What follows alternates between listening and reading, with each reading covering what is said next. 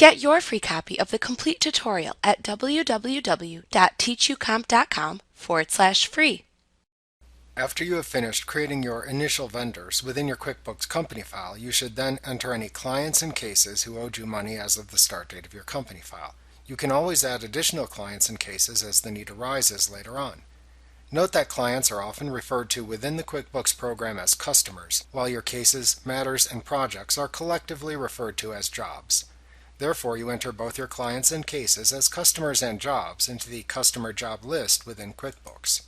To enter your clients into QuickBooks, please review the lesson titled The Customers and Jobs List in Chapter 3.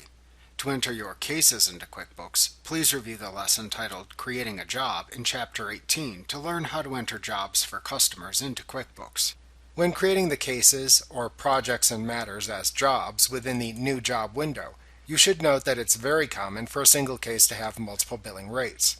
You may also have differing rates for each client or case. You should take advantage of the custom fields within the customers list to create multiple custom fields such as partner rate or paraprofessional rate, for example. You should review the lesson titled Using Custom Fields in Chapter 3 to review the process for creating custom customer fields if needed. You can enter these rates into the Additional Info tab when creating a new job to show the various rates available for that client or case when creating invoices. This allows you to easily override the default billing rate associated with the line items for a specific case when creating invoices for this matter in the future. You should also add these custom billing rate fields to your invoice templates so they will appear when performing data entry within the invoice template, but will not appear in the printed version you send to clients. To learn how to add custom fields to invoices, you should review the lesson titled Performing Advanced Customization in Chapter 17.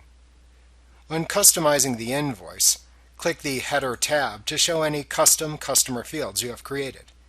You can then check the screen checkbox next to those client billing rate fields so that they will be available on screen when creating the invoice. This will allow the user who creates the invoices to see the rates available for the case and override the line item rates if needed. However, these rates will not display on the printed copy that you then send to the client. Like what you see? Pick up your free copy of the complete tutorial at www.teachucomp.com/free.